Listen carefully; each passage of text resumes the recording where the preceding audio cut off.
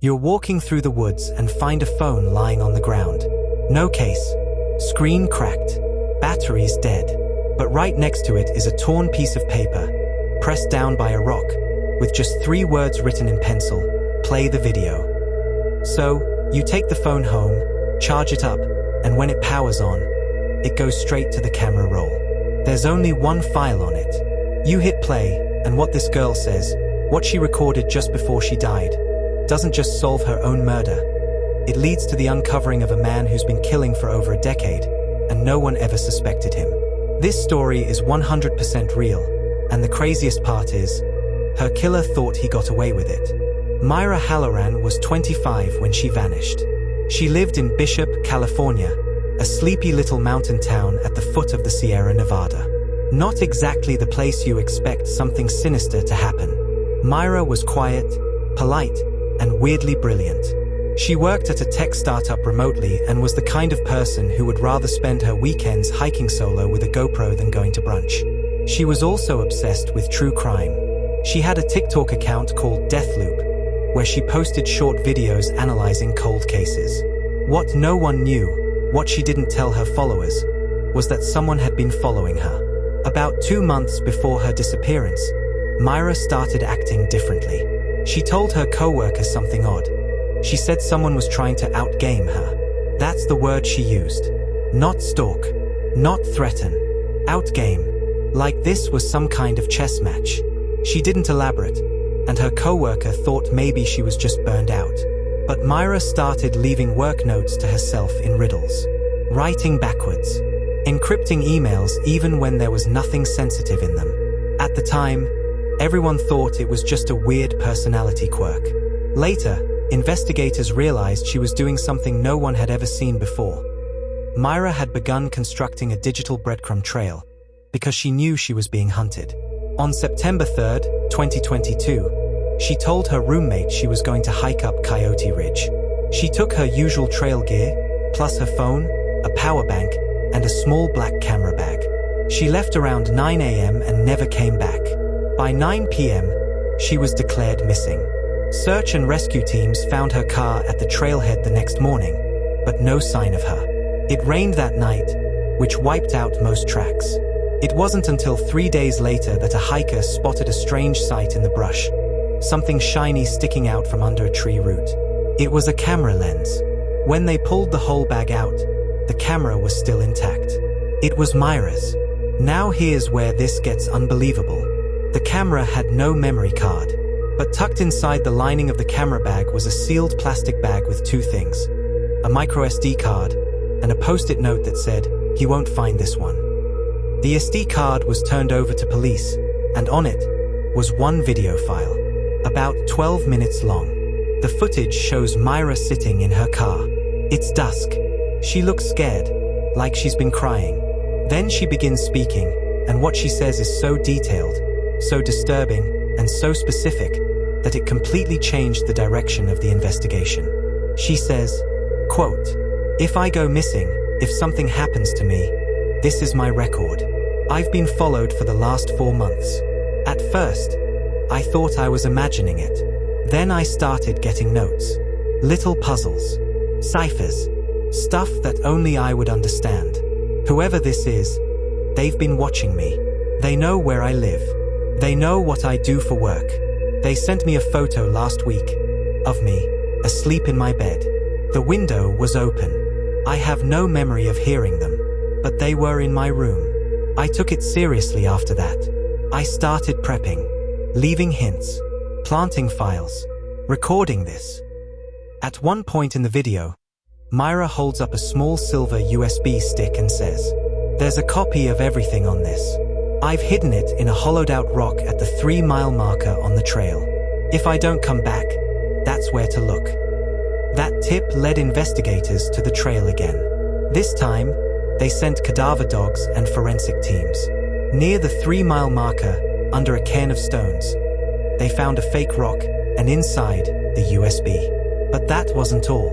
About 40 yards downhill, a dog handler noticed a faint chemical smell. They followed it and found her body, hidden in a shallow ravine, covered with pine branches. Myra had been strangled. No defensive wounds. No broken bones. Just a precise ligature mark across her neck. Whoever did this knew how to kill quietly. The medical examiner said the time of death was consistent with the day she left. So she was murdered hours after filming the video. Now, here's where the real game begins. That USB drive Myra left behind? It was encrypted. Like, military grade. It took the FBI's cyber team nearly 4 days to crack it. But when they finally did, they discovered what can only be described as a digital trap for a serial killer. The USB contained 6 folders. Each folder had notes, screenshots, and screen recordings that Myra had taken secretly over the previous 4 months. And all of it pointed to one person, a man named Elliot Greaves. Now this is where things go completely off the rails. Elliot Greaves was not a stranger. He wasn't a creepy ex or a jealous stalker. He was her online subscriber, one of her biggest fans on TikTok. He had commented on nearly every video. At first, he just asked questions about her theories. Then he started sending DMs, long, rambling messages, almost like diary entries. Myra ignored most of them, but she didn't block him. She said in one note, "He thinks this is a game. He wants me to know he's playing, so I'll play too." That decision is what eventually brought him down. Through metadata, the FBI traced several documents Myra had saved back to Elliot's location. Turns out, he had sent her multiple puzzles, cryptographic ciphers that, when solved, contained coordinates. Some of those coordinates matched other unsolved missing persons cases in California and Oregon. That's when the FBI realized Elliot Greaves wasn't just obsessed. He was practicing.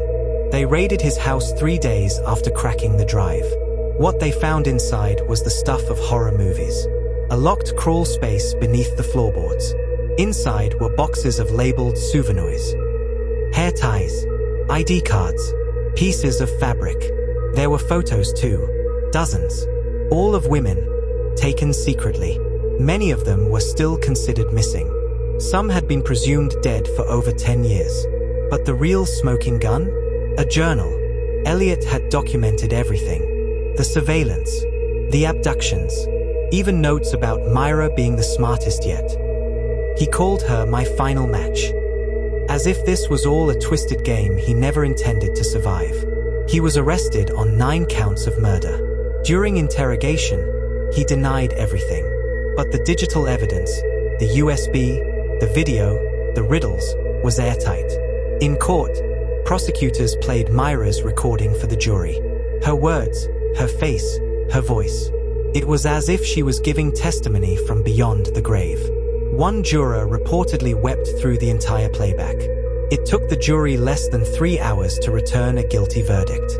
Elliot Greaves is now serving 9 life sentences in a maximum security federal prison. No possibility of parole. But here's what made this case unforgettable. Myra didn't just leave clues, she built a trap. She anticipated his moves. She created redundancies. She didn't trust the system to protect her, so she became her own detective, her own prosecutor, her own voice, even in death. And that's why investigators now teach her case in criminal profiling seminars. They call it the Halloran method. Because she proved something chilling but powerful, that even in your final moments, your mind can be your greatest weapon. So if you ever think no one would believe you, or that you're not strong enough to fight back, remember Myra Halloran. Because she didn't just solve her own murder, she beat her killer at his own game. What makes this story unforgettable isn't just that Myra solved her own murder. It's that she knew no one would believe her until she was gone. She planned for the worst and made sure her voice would still be heard. So, while her killer took her life, she took away his freedom. And she did it from beyond the grave. If this story shocked you, subscribe for more true crime stories that sound unbelievable but are 100% true. Drop a comment below. What would you have done in Maya's shoes? And remember, the darkest stories are often the ones that leave the most light.